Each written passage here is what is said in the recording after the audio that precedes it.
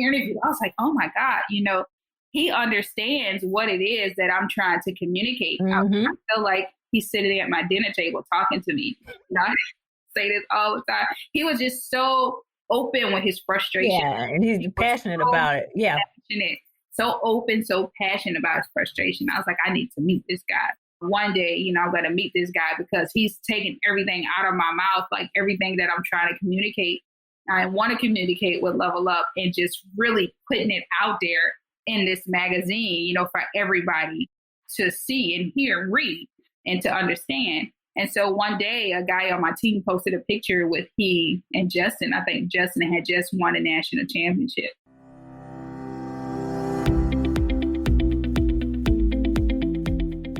Welcome to Running is Cheaper Than Therapy podcast.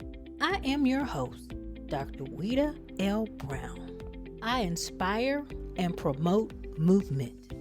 I explain how running adds to life from a mental wholeness aspect, how obstacles can be overcome in life to make it to your finish line. Welcome to Running is Cheaper Than Therapy podcast, episode 23. When you hear Level Up, you think of Ciara. But after you hear today's podcast, you would think about something else. Erica Davis, a Riverdale Beach, Florida native, is far more than your average entrepreneur. She's achieved numerous professional titles. She graduated from the University of Central Florida, earning a bachelor's degree in business management with a minor in entrepreneurship. She joined the workforce where she excelled as a large financial institute employee. By the time she was just 22 years old, she gained the position of business banking officer. By 24, she was promoted to vice president of business banking, where she led a region of branch managers and associates, focusing on the growth of commercial clientele. Later, she transitioned from formal banking and began a consulting firm and went on to gain millions of dollars to fund new ventures and expand existing businesses. She further integrated financial health and wisdom to the home by developing a financial education program for all, which was adopted by the community redevelopment agencies. Her program taught inner city residents and family how to use credit and banking to form a sustainable lifestyle. It is of no surprise, although she started cycling as a leisure activity, quickly she developed a charge to do her part for all to have access to cycling on all levels. She used her business background and integrated it with her love of cycling.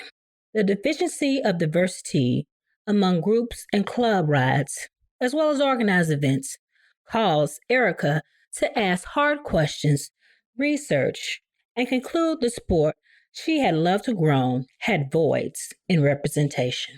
With determination in tow, she launched and serves as president of Level Up Cycling Movement Incorporated, a nonprofit organization and nationwide movement dedicated to introducing the health benefits of cycling to minority communities, as well as to create a clear path to professional cycling at the highest level. I found out about Level Up on Instagram. I saw a post about Major Taylor, and if you don't know who Major Taylor is, you should look him up. He was before Hank Aaron. He was before Jackie Robinson. He was a cycling icon. Inspired by hardworking, talented young racers with big dreams to become professional cyclists, Erica knew the mission of Level Up was not in itself enough. And knowing these aspiring pro cyclists would hit a ceiling, just as the hopeful and talented minority cyclists before them, she needed to understand the sport of cycling at the highest level, the world level. In order to best serve the mission, in 2019, she became the first Black female, maybe the first Black ever, UCI Professional Rider Agent. This prestigious achievement allows her sports company, Shine World Sports, to sign, recruit, promote, and place riders in jobs that expand across the world. Immediately after, she facilitated the process for one of the most inspiring young cyclists to become the first woman of color to race for an international professional women's team, the World League. In partnership with the Williams brothers of Legion of LA, she launched Miami Blazers, a national elite men's team with the goal to promote equal access to high-level American racing. Erica also launched ChocLIT Pedals, a women's ride experience providing a safe place to nurture, appreciate, and celebrate women who seek out the tools of cycling in order to transform their lives and the lives of their families. In all that she does, Erica's mission is to create space and culture for minorities.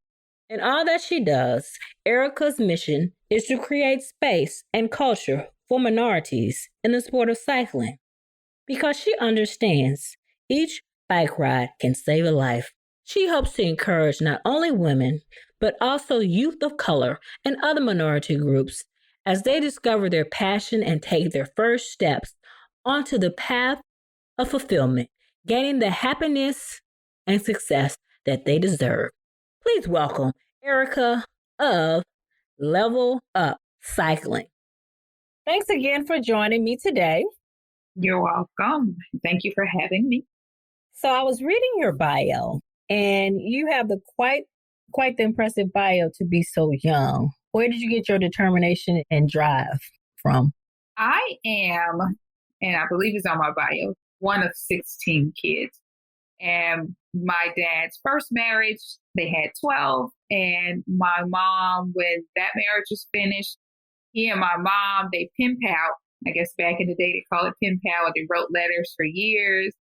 And my mom came over from the Philippines, and the day she arrived is the day they got married. And wow, okay. and they remained married until he passed away in 2008. So just being in a big family where my dad was a contractor, he involved me in the business at a very young age, exposing me to different functions of the business, including the labor. Okay. And I remember being in high school and he made me a charge of payroll. Okay, really? Sit down with a CPA and learn how to take out the taxes, exposing me to all these things that I really didn't know that I used. And it made me excited about entrepreneurship. And my degree is in business management with a minor in entrepreneurship. So I've just always been just interested in being in a position where I can grow, be creative, and just reach as far as I can. Then I have a passion for the people. So if there's any information that I find, one of the things I want to do is share it with others. And so you can kind of see that reflected in my bio, no matter what industry I'm in. If I find something that's beneficial for me, beneficial for the people around me in my community, I try to share it as much as I can. So what made you get that desire to give back to your community? Is that from your family as well? I believe so. I watched my dad and my parents give away a lot. Food, to the poor. My dad was also an ordained minister. So, we spent a lot of time in, people's homes, praying for them and just really being of service to others. He always instilled in us to stick together. So that's a part of me as well. Stick together, stick together. He used to say, because one day I'm going to go on a long vacation and all you have is each other. So that's part of me as well, and something that I often repeat to my team here in cycling. We got to stick together. So what made you start cycling? And how old were you when you started? I always loved the bike. My siblings will remind me sometimes. We grew up by a huge bridge in Revere Beach, Florida. And I used to ride my bike up the bridge and up and down, regardless if it had brakes. I remember having a bike with no brakes. And my sister reminded me, remember that red bike you had with no brakes? You had a bike with no brakes. How did you stop? I guess your feet, huh? Yeah, learn how to turn around the block at the end of the bridge. But I always loved the bike. I just never knew it was a such thing as a road bike. and the sport and something that we can become professionals in. I just didn't know it existed. And so even when I went off to college, I kept a bike. When I had my son, I put him in a bike, bike trailer. It was just part of my life, but I would like ride around the lake or the park. Never knew it was a sport. I started catching the Tour de France on TV. Mm-hmm. Once a year, I would be intrigued and I'd watch it. But of course, it still felt so far away from me. Like it didn't feel like anything that I can touch or anybody I knew was involved in. It just wasn't part of my world. But I was intrigued every time I caught it. I watched it. And I was in my early 30s and I met a friend of mine. He's a friend of mine now, Jermaine. He had a road bike in his office. Mm-hmm. And I was curious about it. I said, what do you do with this bike? He said, I ride 30 to 40 miles before I come to work every morning. I was like, what? Really? I want to do that. Immediately, I was intrigued. And he took me through the motions, took me by my hand. He said, just go buy a bike and ride. So, of course, I ordered a road bike from Amazon that came in. Okay. $200. It was like 50 pounds. Came in 2 pieces, put it together, and I started riding on Saturday mornings, and I would just push myself 5 miles, 10 Oh, you riding by yourself at the time? Riding by myself, 5 miles, 10 miles here, 15 miles, and I think I set a goal of 40 miles. It was so funny. Like, if you look at, I don't think I was using Strava then. It was a different app. And, like, it was like dog legs around the neighborhood, 40 miles. Wow. How long did it take you to ride 40 miles around the neighborhood? I don't even remember. But I told myself that I needed to do 40 miles before I got serious and to go and walk into a bike shop and even look at a bike in a bike shop, because I began to learn how expensive it was, and the prices of the bike. But once I did the 40 miles, I was like, okay, I'm ready. Let's walk into a bike shop. And he coached me through that process too. And immediately, it became very clear that this wasn't something you can just jump into on your own. What kind of bike was your first bike? What brand was it? I still ride it. Okay. Yeah. It's a Scott Contessa. She's been good to me. Okay. Yeah. I also have a fat bike, which is a specialized fat bike. You have a fat bike? Because fat bike we have up here for the winter. What would you need it for in Florida? The sand. Sand. Okay. Yeah. The sand on the beach. I can take it to the beach. Okay. I can also take it to the trails. I could, it's all terrain. I mean, I like to try it in the snow. I see they do races and fat bikes up there. And I'm like, it'd be pretty cool. We could do fat bike races on the beach. But yeah, it does really well in the sand. It makes your cadence high. Like, you got to be able to spin through all of that. But the sand. Okay. Train into a whole nother level. But yeah, I have a fat bike. So those are my 2 bikes, road bike and a fat bike. And I've had those 2 for a while. Well, a friend of mine, Jermaine, he got me into cycling. And from then on, I was hooked. So when you first started cycling, with groups and clubs, did you find it inviting or did you feel like it wasn't? When I was pedaling alone to get up to 40 miles, I would kind of test the bike lane along the major highways. And Jermaine would be like, don't do that. Stay in a neighborhood or go find a bike group. It's very dangerous. Once I got my first real road bike, the Scott, I went to go look for different groups to ride with. Now, he lives about 30 minutes south of me. So, riding with him often wasn't an option. So I did go. I started to do the Google or look at, Meetup, Facebook, different places, just looking for like no drop rides. And I would just pop up. And of course, it's always unwelcoming. Always unwelcoming. And I actually wrote about this in Bicycling magazine this past summer. Never any, people of color. And I remember finding one group where I saw like, oh, okay, there's a woman who is the lead of the group. So maybe this is more inviting. Friendly? Yeah, not at all. Was it, they were just into what they were doing? Did they drop you? Like, I would only go to no drop rides when I learned, the terminology. What it meant, yeah. You don't need to go on the side of the road, right? And the reason for me joining is because Jermaine urging me to join a group to stay safe on the road, right? and I would still end up on the road by myself. Like just even pulling up and kind of just, it's just never engaging, which is the reason if anybody ever joined any of my rides, I make it my personal business and the team as well to greet everybody, acknowledge that you should for safety and just to be nice. Right, yes. And to be aware that they're here and let them know that you are aware that they are here. And, just friendly and welcoming. I never got that experience.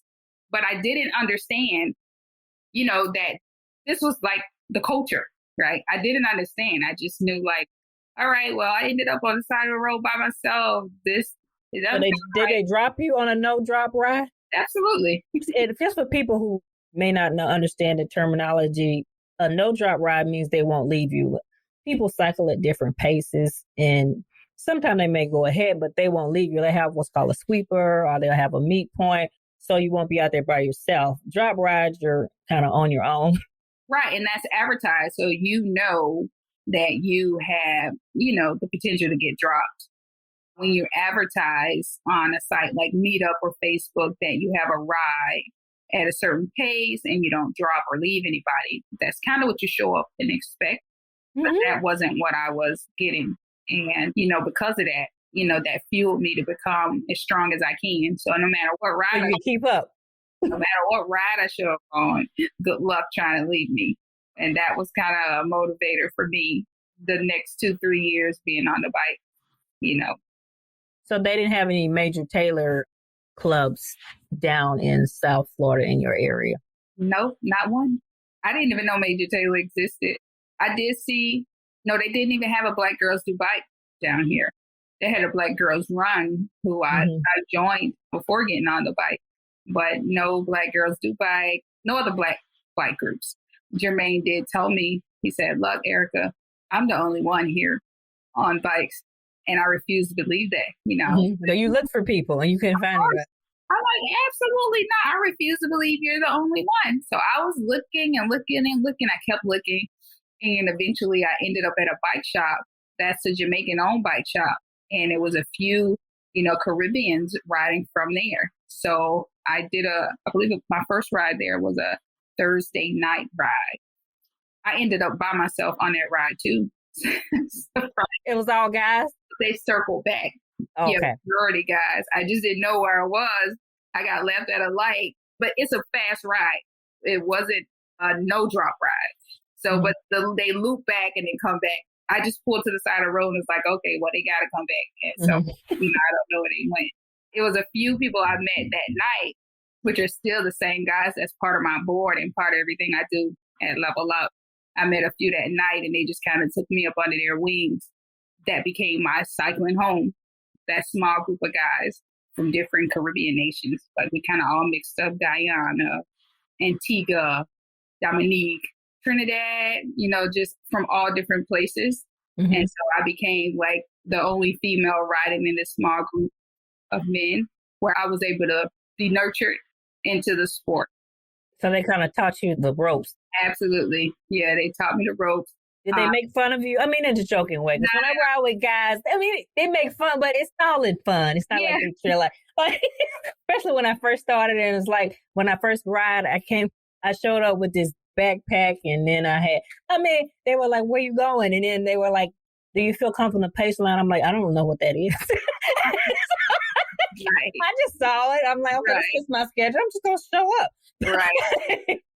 Jermaine, who lives south of all of us, the guys who I met, he began to drive up to ride with us. And I was like, oh, Jermaine, I found some other Black folks on bicycles. He was like, I was like, you got to come up here and see. So he would drive up here to Broward. He lived in like close to downtown Miami and would drive up and we all just kind of meshed. So we would, go around the Tri-County area and do different rides together.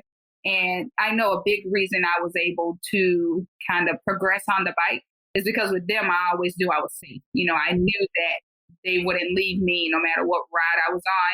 And so I could just focus on getting better, on the bike. I didn't have to focus on being left in the middle of the street by myself. And that's the same experience that I wanted other women to have. And so that's why I created ChocLIT Pedals and also created Level Up. And it's like a lot of women now in South Florida that can really, put some work down on their bikes because we were able to create the same, experience for them. And so I'm really proud of that. When did you start both of those clubs? Level Up was started in November of 2018. And ChocLIT Pedals first launched in October of 2020. Tell me about the process of starting both of those. Level Up and ChocLIT Pedals, are they separate? Or are they really both under Level Up? No, ChocLIT Pedals is supported by Level Up. They have to support each other. Starting Level Up was pretty much understanding as I began to attend bike races and I began to attend charity events and kind of just learning the lay of the land when it comes to the sport here locally, nationally, and internationally. It became very apparent that we didn't have a place in the sport.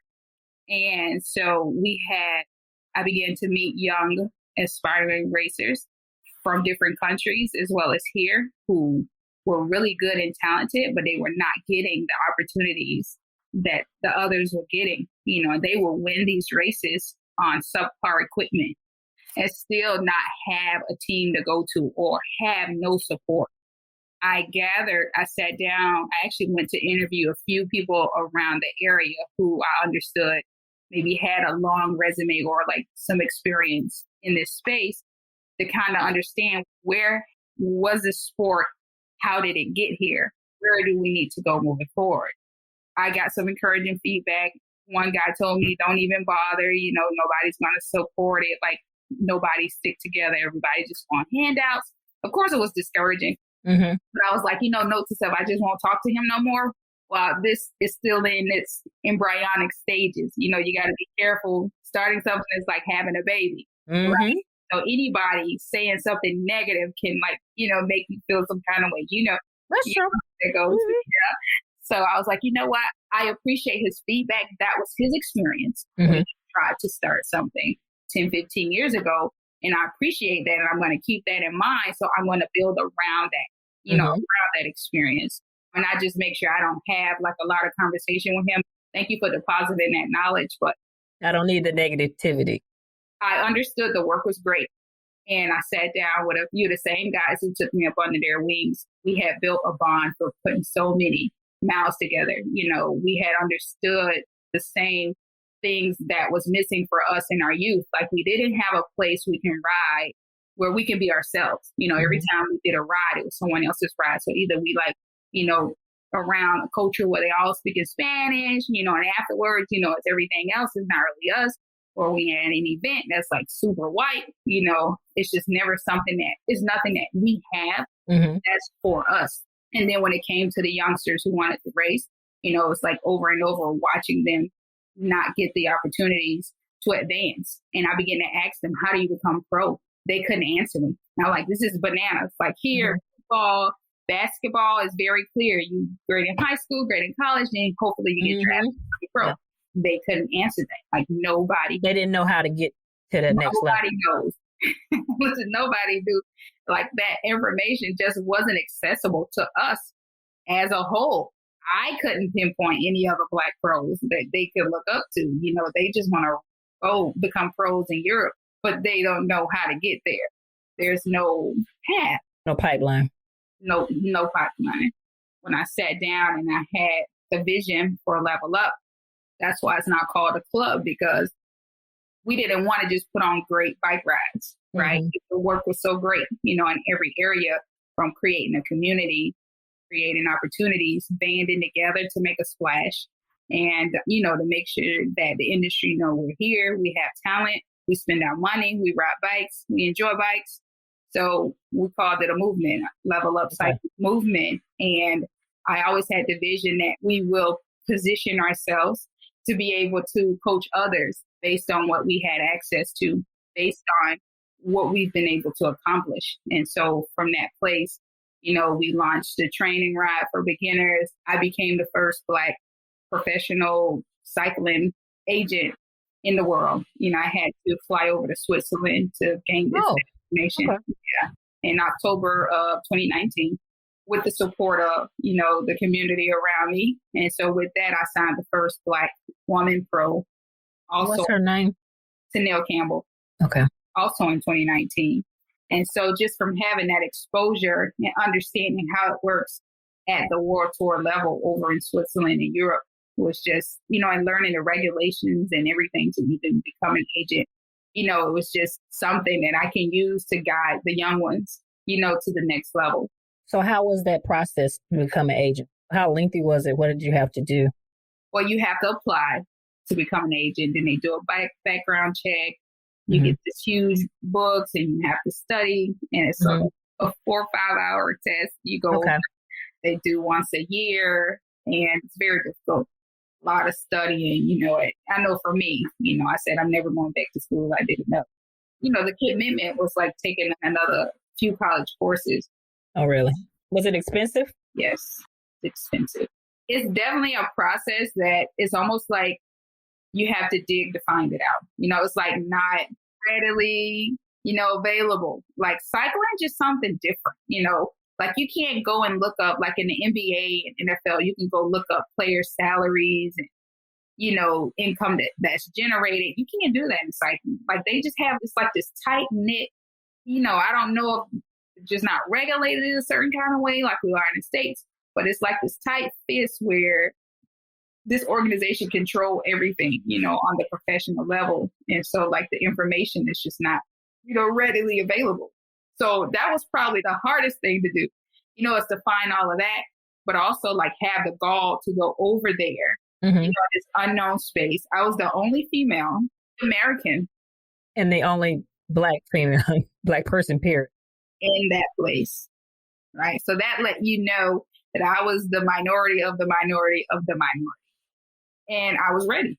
I knew that I had my support system at home. I knew, shooting in the dark in a different industry this time, to have my support system tight to make sure they understood I needed their support. And that, if I get kicked and bruised, to patch me up and send me back out there. And that's what they do. So I went. I took the test, I passed, and got the designation. Did you start your company, Shine World Sports, shortly after? I did. What was that process in starting your company? Or was it just kind of like you still have your consulting firm as well as Level Up? Yes, I do. Okay. You mean in banking? Mm-hmm. Yes, I do. I hope to transition all the way into cycling. And that process has kind of been working itself out. As I've worked more and more in cycling, it's like taking over everything else. I equally love finance as well as cycling, but I do feel like my personal mission is attached to cycling. Like I feel like my purpose, I know my purpose is attached to cycling. Okay. So it's just a few different ways that I know that, and I try to explain to people that sometimes things just line up for me. That it's divine intervention. There we go. That I can't explain, right? And that's what let me know, okay, girl, keep going. This is what you're supposed to be doing. I absolutely see myself transitioning all the way over, not only because I want to, but out of necessity for the work that's needed. And it also being attached to my purpose. So Shine World Sports is just your agents, yes, and you have your professional athletes that work with you? Right.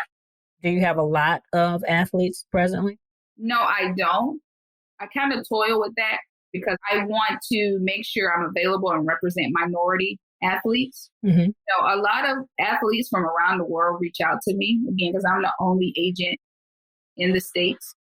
So you're the only agent, any agent in the United States for professional world cycling? Yeah, it was 3 of us, but 2 of the guys who were licensed before me did not renew their license at the end of, I believe it was 2019 or 2020. Okay. So they just left me. So how long do you have to before you renew again with the? I believe it's 4 years. 4, okay. Yeah. So yeah, it's just me. So I do get, I am engaged and I get resumes. And like, honestly, the sport here isn't on the same level as in Europe. Like we have pro teams here, but it's like a handful. So it's really no opportunities for folks to come over to race at a world level, it would be me sending people over to Europe. Kind of cut two ways. Like I try to remain available for the young ones here who we kind of have to build to that level. Because like cycling in Europe is like pro football here. It's a household sport. Over here is not, No. Educating people about it in order to build a fan base. We're still looking for areas where our young people can become developed, to get developed in the space, to even be qualified to go to a world level. Honestly, I'm a little picky. You should be. I'm picky because my purpose was to find the information and find the pipeline and be able to go before our young people to make sure they have that opportunity. So I try not to get bogged down in that work and stay bogged down in the work of building. I got you. What is the pipeline? I call it a community to pro pipeline, playing on the school to prison pipeline, that they kind of put on us. It's because, again, there was no path. There was no clear path to, riding a bike as a kid and loving it and being successful as a kid or a teen or a young adult to a pro level. And so I called it a pipeline from the community, right? From school, you could be identified and move to the next, kind of nurtured to go to the next level. So once you identify, you can race for level up and, and learn from us and from the pros we have here available. The ones that have not broke into the pro, they still are very skilled and still have a lot of knowledge. And so we take them through the motions where they get to learn how to race, be conditioned if they really want to. And we try to support them in any way we can, because again, as you know, it's a very expensive sport. Not only that, we take them up on, I call it an incubator. It's like a little, and we not only teach them about the sport, you naturally become a mentor. You naturally begin to talk about life because you spend time with them. And what's so cool about cycling is sometimes we can train with them, like they train on their own or together. But, on our Saturday or Sunday rides, they're with us and they're pedaling with us or pushing us, right? Okay. Or pushing us. So we really get to bond with them and, talk about life and teach about how to move in the professional world, how to be bigger than the bike. You have to do more than race nowadays, right? You have to keep your social media up to date. You have to be able to speak to people. You have to be able to exude confidence.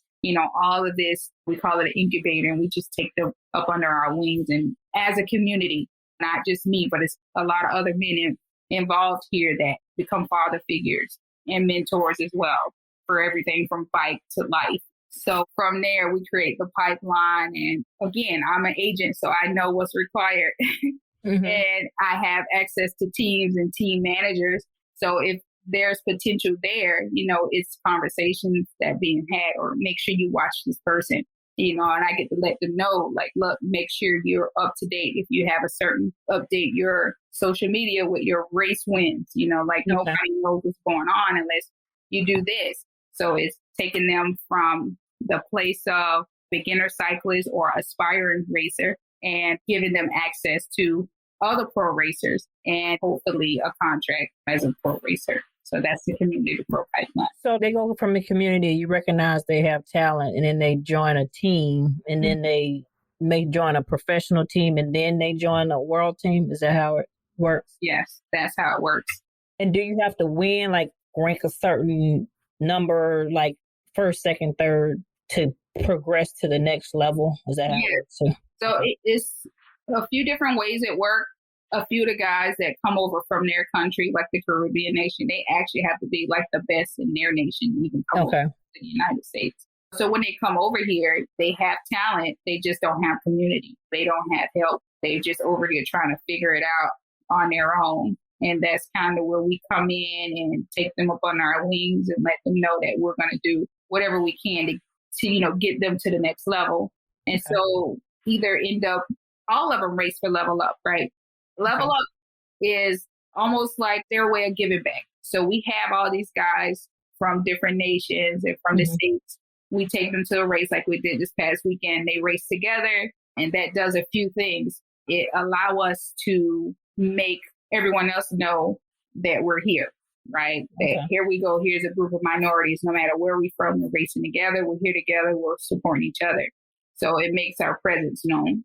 Mm-hmm. 1, 2, it gives them the confidence to race with each other. Because sometimes before level up, what I would see is, this young guy from here, this young guy from there. Yeah. We know each other, but y'all racing against each other. And even though we're individuals on the bike, it's always best if you race as a team. Yes, because there's a whole bunch of different strategies. A whole bunch of different strategies. So we create that environment as well where they can trust each other and get to know each other. Because even though, later on in the season, you're on this team and this team and that team, and, you're in a race together, you still know each other. And we want to make sure at least one of y'all wins. So we're creating that community environment. And so not surprisingly, other communities do it here too. Even though they're wearing different kits, they're still racing for each other. Mm-hmm. I know that because I ride with them too, even before level up. So I know all of them just like they know me. We just didn't have a place where our guys can come together and practice the same thing. So that's something else we create for the races. Can you tell my listeners, what the different types of racing as far as criterium, road racing, and other types of racing? And you're involved in all of them, or what are you involved in? It depends on the discipline of each racer. So for road bikes, you have the criterium racing, which is like a mile circuit, usually a square, where they race, the pros race either from 90 to 120 minutes. And that's really the most fun race to watch as a spectator because you get to see them zoom by really fast. Those are really the faster races. And then you have a road race, which can range from 50 to 100 miles. Our guys this past weekend did 104 miles road race in the floor. Okay. So it was tough. But a road race is exactly what it is. It's almost like on not an open highway, but an open road where you have long stretches of road. And for example, this past weekend road race was a 13-mile circuit. So they did 13 miles 8 times. Okay. Looped it 8 times in open country roads. And so you kind of just pedaling, and that's a different kind of discipline. It's like, straight endurance. And then you have the time trial, which you have the time trial bike, and you're racing against time, whoever have the fastest time. And I'm not sure if you want to go into track racing because a lot of these guys racing. Yes. Just explain the track race. It's fun to watch. Yeah, it is. They don't have brakes. Yes, they don't have brakes. The thought of it scares me. You do it in a velodrome. In the velodrome. Yeah. We have here, really close by my house, the only velodrome in Florida. So we get to play on the velodrome. That's one thing we've done through Level Up is expose minorities to the velodrome. Because I've never seen it other than YouTube videos. It has one in Indianapolis, Major Taylor, when I actually, it's random, I was driving home and I looked and I was like, Major Taylor. And I took a picture. Not hitting anybody. I saw it from the side of the road driving from Indianapolis. So you didn't get to see the velodrome? I didn't see it. I saw it from the highway. But when you come down, you got to come over. You can even, like, on Monday nights, they do lessons for beginners, and they'll even give you a track bike and teach you how to ride. Yes. Yeah, how to ride a fixed gear bike. So it looks intimidating. It does. The thought of it is intimidating to me. It is. It's intimidating. We actually took a group of guys out there about a month ago for the first time to expose them to a group of new riders. They're new road riders and they've never seen the velodrome or rode the velodrome. And we took them out there for lessons. So a lot of guys, not all of them, guys and gals, who race on the road, they cross over to the track as well. For what I understand, track is what give you your speed on the road. So they kind of like cross-train. They can do the sprints at the end. And they cross-train between the two. And they also race. Some of them are really good at racing on the track and racing on the road. But, the ones that race really well on the track also race really well on the road. Because, again, that's where they say they get the speed, So I just go with that. They tell me that's where the speed comes from. Okay, then let's go to the velodrome since we have it here. But yes. And on the track, there's so many different races they do. Sprint races, endurance races. You can spend the whole day. It's almost like a track and field event. Like you spend the whole day watching the different type races that's going on, the different events that's going on the track. Sounds exciting. It is. Track racing hasn't started here yet. But if you ever come down, we'll see something to watch. And it's an outdoor velodrome. In some places they're indoors, but here's out. I thought all of them were indoors. They have outdoor. It's out. Yeah. Cool.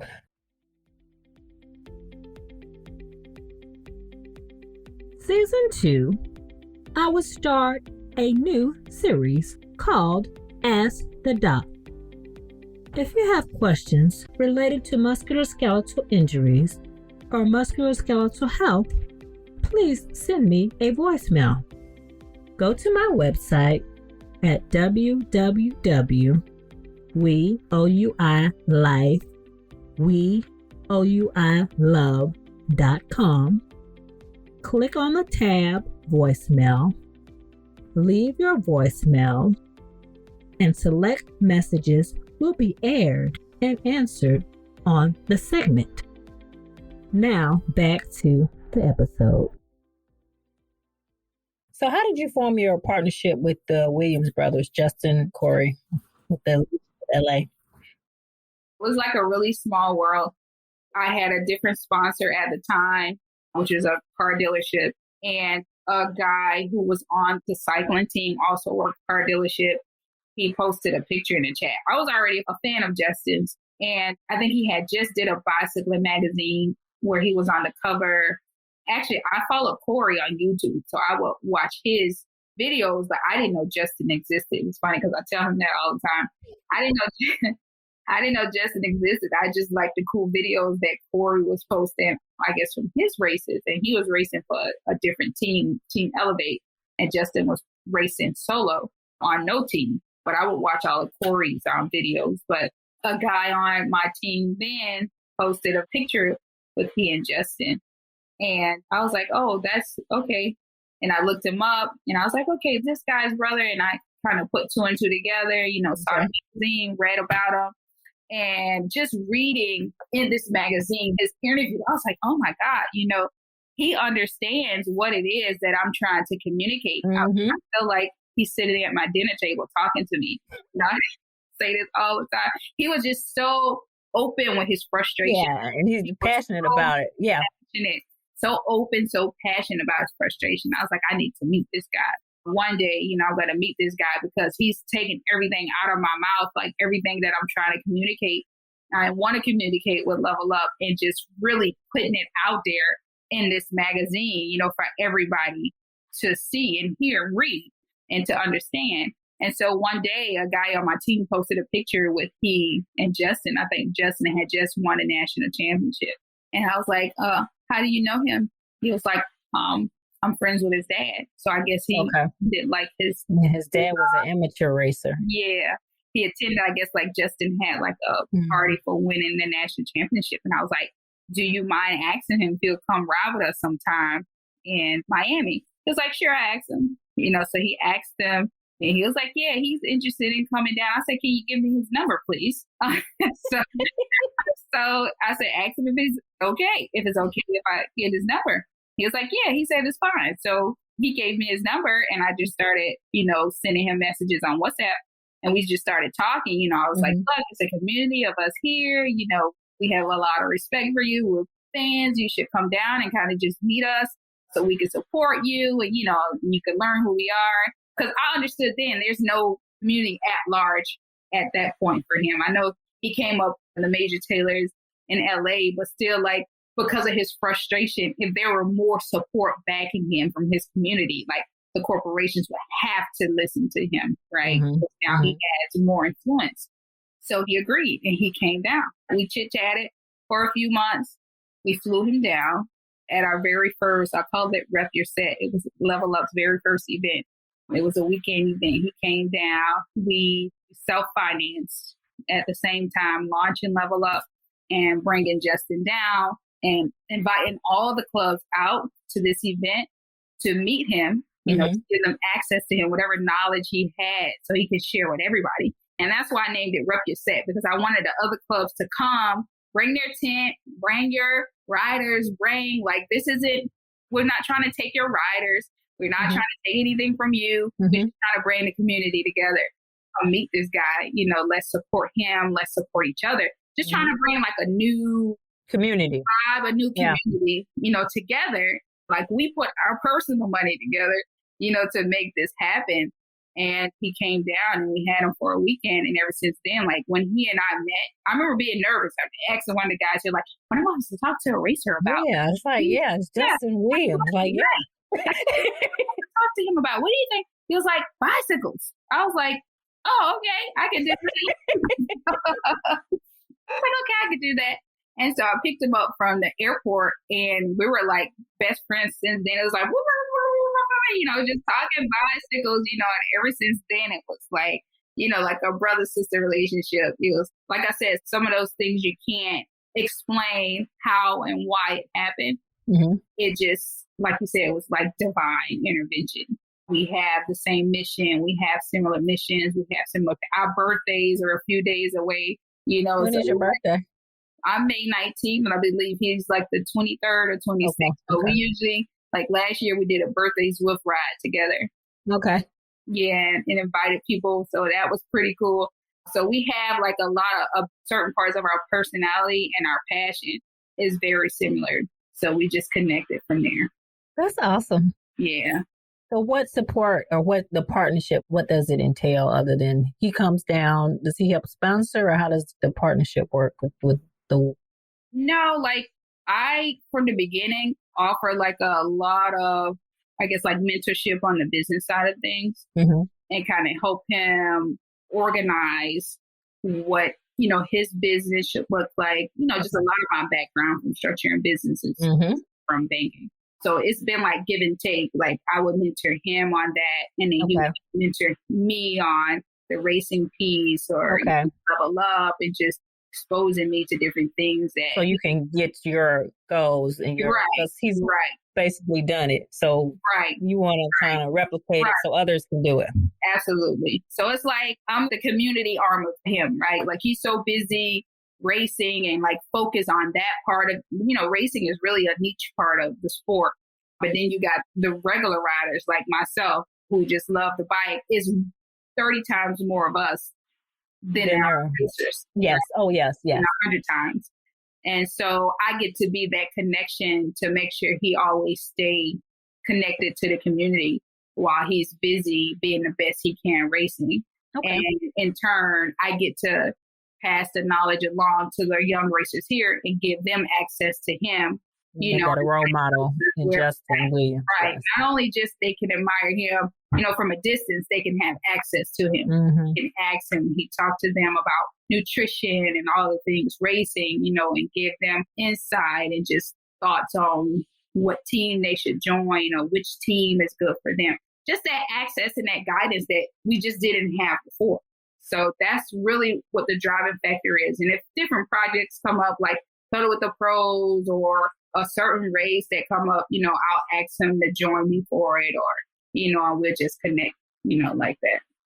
So tell me more about ChocLIT Pedals, why you started it and what programs, what all does it entail?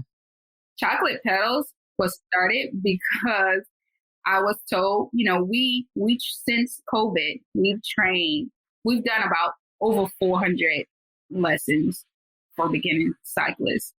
And it was made aware to me that there's a lot of women who want to pedal with me, but they're intimidated by me. And I'm like, what? Why? Like, I'm the one that's putting on all these trainings and I'm excited to see them. Like I'm always showing up. I'm always there, but you just never really know how people... Yeah, especially if you can hang with the guys. I don't know why. It's like that intimidates people. I don't know why. Just because you ride fast, you think, I don't know. Even some of the feedback I got was, new cyclists show up and y'all got this gear on, y'all got these fancy bikes, they just look like you're all pros and just to a whole nother level, even though we dialed it back, right? And I would tell the team, purposely wear your full kit, purposely bring your road bike because we want to show them what a cyclist look like. We want to expose them to that. We don't want to doubt. We doubt, the speed bag, the pace bag, of course, to make sure we can start from their level. Yeah, because they wouldn't come back if they got dropped. Or right, but as far as the uniform and what we wore, I was like, make sure you clip in, like just like you would any 30, 40, 50 mile ride, so they can have that visual and they can understand like the helmet, everything. Don't cut nothing short. Mm-hmm. Show up the way you would ride your bike every time. So I did too. So I understood part of that was also intimidating. But one thing they did have that other groups didn't have was me. I was a female, a Black female. So they can see themselves in me, but they were intimidated to ride with me, like alone, or like ask me to come along with them, on a ride. And when I learned that, I was like, oh my God, I got to do something with just the women so they can understand that.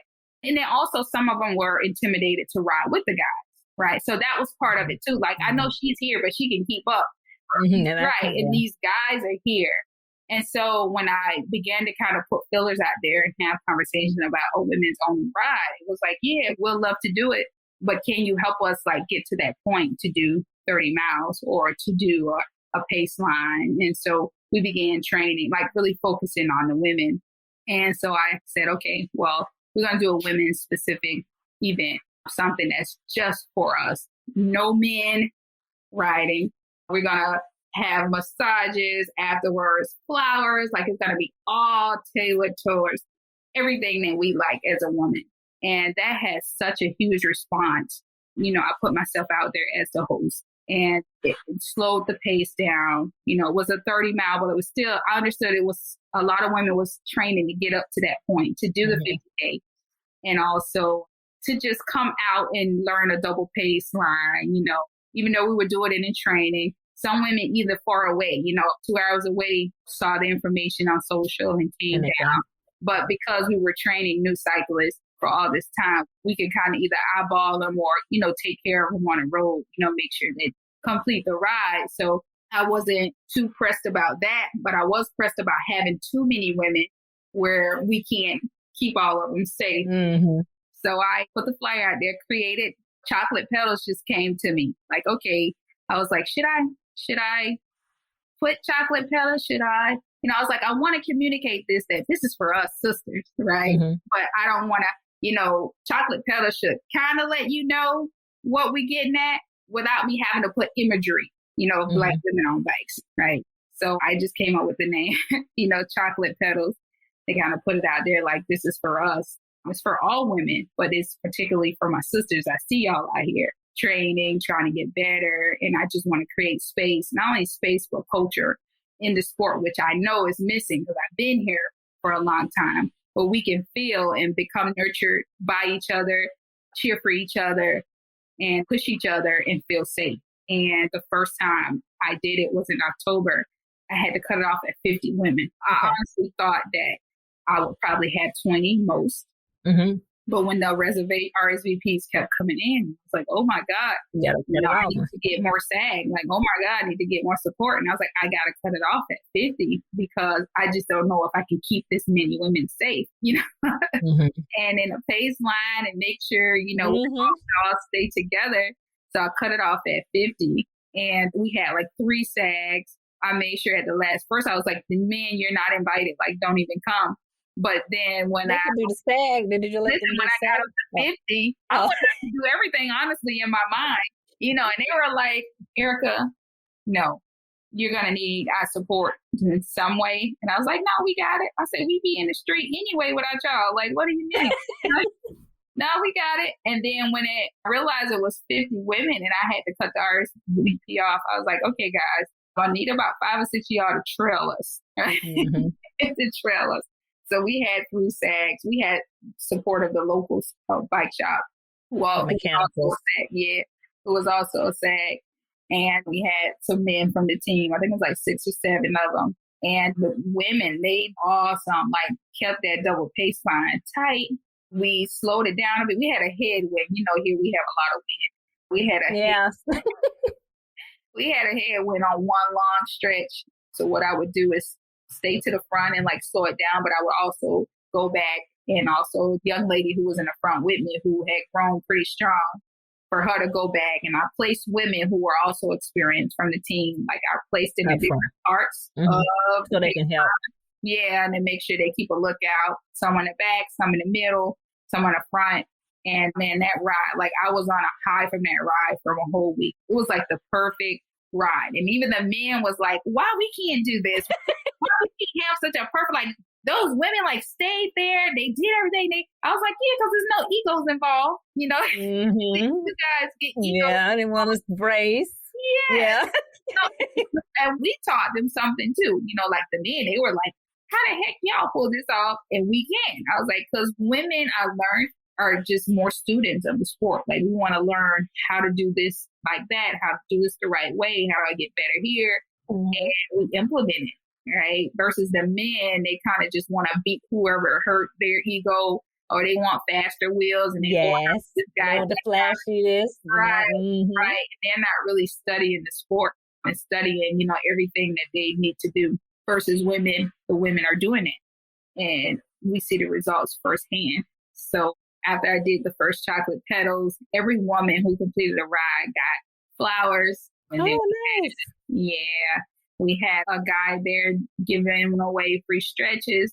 We had giveaways.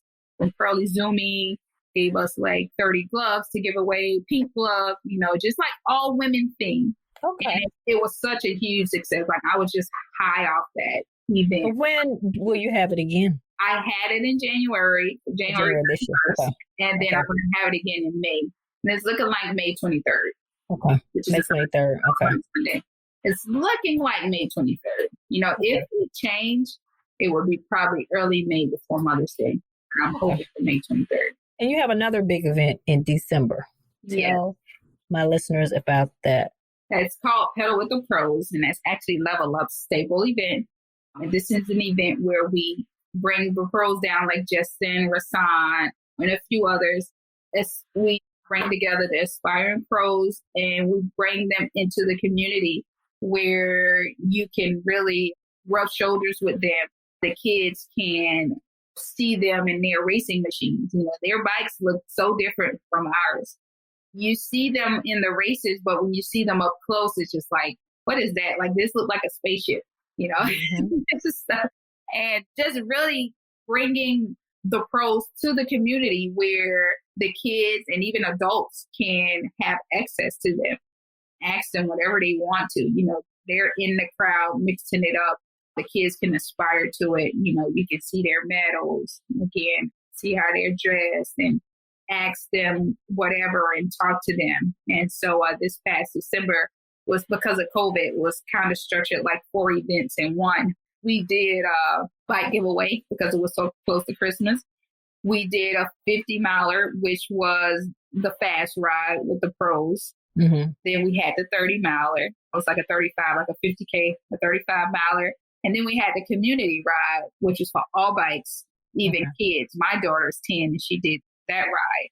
And that ride, everybody came together, from beginner riders to fat bike riders to kids. And we all pedaled really slow, a 4-mile loop around Liberty City. And the event was actually held in Liberty City this past December. And that's because our mission is to expose health benefits of cycling to minority communities. And the community was so welcoming of us. The feedback that I got, like the ride that stayed inside Liberty City, was like a huge bike parade of like 200 cyclists. And we had a radio truck with loudspeakers in front of us. And then we had another radio truck with the support of 103.5 The Beat. Both those trucks came from the radio station. So we had another radio truck behind us. And it was like this huge parade of Blacks on bikes going through Liberty City, which is like the toughest area in Florida. Just exposing, making riding a bike cool again. Because generally in our communities, we see riding bikes as poor man's transportation versus other communities see it as recreation or a means to better health. And so it was so emotional. Some of the riders from the area like came to me and was like, Erica, you know, don't tell nobody this, but I teared up a bit. You see like the residents, they're waving and like welcoming of us. And you just know in this pack of riders that you're making a difference in this area. So it was emotional. Next year is going to be 2021. Do you have a date? Yes, it's the same weekend. It's December 10th, I believe. December 10th is that Friday. It's December 10th, 11th, 12th. The goal is to extend it this year, if we can, So December 10th is that Friday. So 10th, 11th, 12th. Hopefully extend it from a Thursday to a Sunday and include more workshops for anybody who wants to attend, either race workshops with Russell Mahadi or, nutrition, how to eat well as a cyclist or just eat healthy overall. So kind of and stuff, tips. Yeah, providing just a place where we can come together and learn from each other. Awesome. What are your personal cycling goals? You give so much to the community and everyone else. What are your personal cycling goals? I got rid of personal cycling goals when I started Level Up because so much of my energy going to organizing, by the time it come to enjoy the bike with the group, I'm like exhausted, especially when it comes to the events. I'm exhausted. So like Pedal with the Pros, I have a personal SAG. Like there's SAG and then there's Erica SAG. Like nobody, because I just never know if I'm going to have the energy to complete the ride. But this year I was so happy. Previous years, I'm up to 3 a.m. making sure everything is, taken care of. But this year we had just so much more support, so much more people stepping up and understanding that we're trying to build something. And so I was able to actually get some sleep, and complete the whole ride. But my personal goals really just be able to keep up and be able to execute what I need to execute on the bike as far as training, and, training others and be able to exercise at least 3 times a week. I love the bike and I'll get in this thing. Like once I get in a routine, like I want to ride every day, Yeah. And then it started taking away from me. Like I can't keep my eyes open by the time 3 o'clock comes because I don't burn myself out about riding the bike. But that's really my goals at this point. I understood early on that my place in the cycling world wasn't best utilized like as a racer or, somebody with a presence on the bike. I understood that my place and that my purpose was to bring people together and to help break ceilings and open doors. Have you done any racing, like just amateur racing? Yeah, I did. Like my second or third year on the bike when I was like super excited and, before I began to understand that there was so much missing in the sport and it seemed like it was on purpose or just like overlooked. And especially when I was just riding with the guys and we was just doing fast rides. Like I said, because I was dropped, I made sure that nobody can drop me ever again. I don't care who ride it is and how fast it was. I was that person that Okay. Even if you wanted to. And we have a lot of stories about that we laugh about. But being a woman, especially a Black woman, that show up on a ride, people automatically assume that either you can't ride. And they have so many laughs. We have so many laughs about those assumptions, other groups. And, I'm not a trash talker at all. I just take care of business. Right. I just ride my bike and not get laughed. Yeah. Well, they laugh about it because they can see the stares that I get. Like if it's an A group and the top 5 or 10, they watching the guys like looking at me like, why is she still here? I know, it'd be like, and then especially when you pass people, I know they like. Exactly. Like, okay. So, I'm paying attention to what I'm doing. Is them telling me like, you should have saw how the guy looked at you. He didn't expect you to be there. A lot of guys would, at the end of the she holding my wheel. Yeah, she holding my wheel. Why is she still here? I'm dying. But, a lot of guys would come and just, give congratulations or respect, like I got a lot of respect for you, to hang into the ride. That's their language. I mean, like, that's their love language. To me, that's not my love language. I'm a female. I'm just here. My love language is my guys making sure that I'm good, even though I'm here and, looking back for me or making sure if something happened that they're aware of where I am. That's what gets to my heart. As far as these guys and his ego, it's like, oh my gosh, she's still here. And, rah. It's like, okay. I'm not really here for that. But my goals, again, like I don't just be able to keep up. I got you. Yeah. So part of my podcast is have people on who've overcome obstacles to make it to their finish line. You talked about some of your obstacles when you were starting Level Up. What are some other significant obstacles that you had to overcome? Really being a woman and a mom. A lot of this part don't get talked about. And I do see myself circling back eventually as I begin to focus just on Erica and talking more about my personal journey Right now I've been alongside so many others' personal journey that I can talk about that because, naturally my role is a giver and to help others along. But as I circle back and kind of think about what it is that I went through, being a mom and being a woman and like having the responsibilities of the household, that takes a lot of energy and finding that place and the time, surprisingly, right, to be able to ride the bike. And again, and recover from that, because while you enjoy the bike and it's great for your mental and everything else, it still takes a lot out of you physically. So you have to balance that and kind of figure out. Like I said, when I go crazy and I'm like riding every day, by the end of the week, I'm like no good to nobody, like,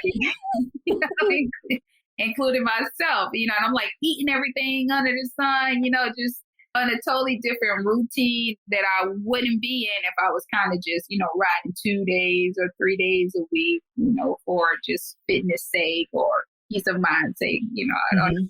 But that's something I don't think men really have to tussle with. Another thing, as a woman athlete is tussling with how my clothes fit me. That's one reason why I began to design kits, because I was spending so much money trying to figure out what brand fit me right, and no brand would fit me right. It's like squeezing the heck out of my leg, like making sausage, making it's not jamming up on my hips, right?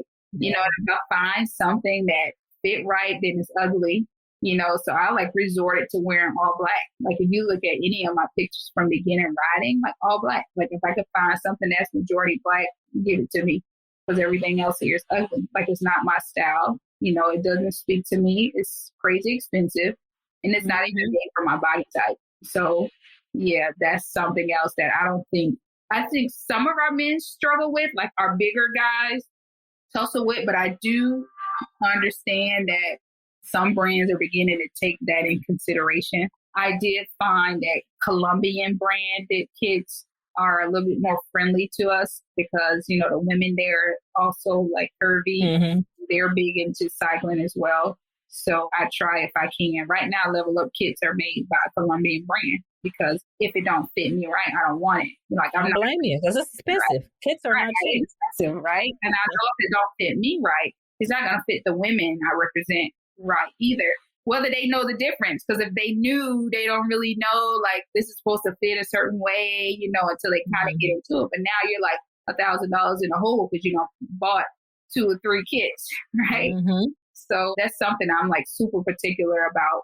And that's why I even got into playing around and designing kits, like all the Level Up kits I design. And ChocLIT Pedals have a kit. Okay. Yeah, that's coming out really soon. That's already designed. So your kits, can people buy like Level Up kits or ChocLIT Pedal kits? Yes, right now they can. As a member, you could get a discount on the kits, but they're also not crazy expensive neither. That's something that I tried to keep in mind too. Like I was like, I can't put these expensive kits out here. Like I can't Level Up is a not-for-profit. So anything we sell or make, it goes right back to the not-for-profit. So while we do try to fundraise with the kits, at the same time, consciously, I was like, I just can't put $250 kits out there, which is normal, right? But sometimes more, depending on whose kit it is. Right. And our kits are really good quality. But even still, I was just like, if I'm really truly committed to the mission of making sure that we bring some of those economic barriers down, then we'll have to kind of just double our efforts in fundraising rather than making access to our kits like crazy expensive. Any last minute words of advice to anyone who's interested in cycling, racing? Sure. Find a good person to coach you up. Right. Find a good person, like anything else. Like if you feel good, you do good.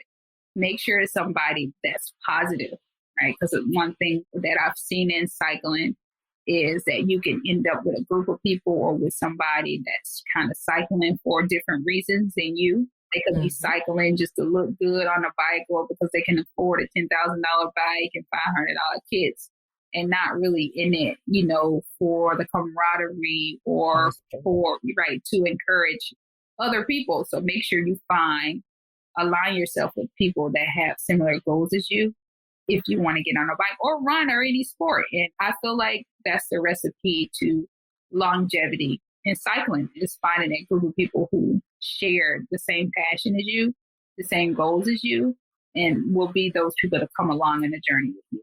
Well, thank you very much. Where can people find you if they want to know more about Level Up, know about your events?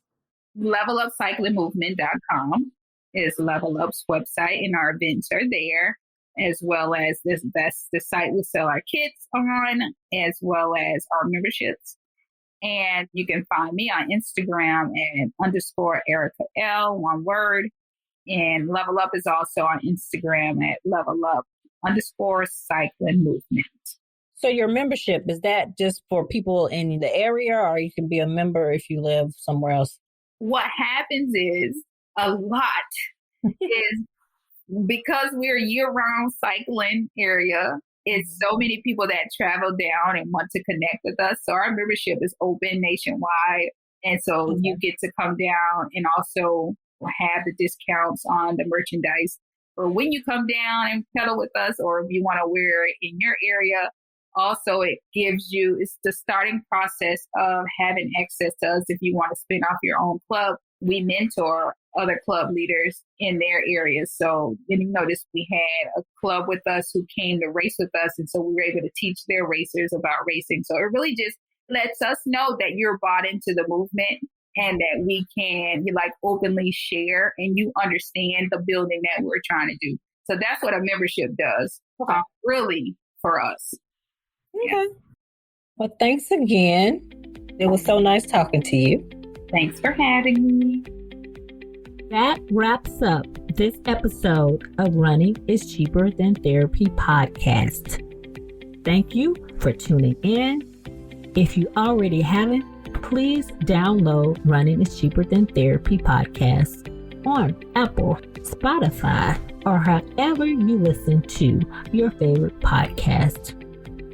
If you have any questions, concerns, or possible show topics, please email runningischeaperthantherapy, OLB, Omaha Love Brown. Again, that's runningischeaperthantherapy, Omaha Love Brown at gmail.com. I also can be reached via Instagram, Facebook, Twitter, LinkedIn, and YouTube. Handle We Life, We Love. OUI Life, OUI Love. Thank you, and please tune in again.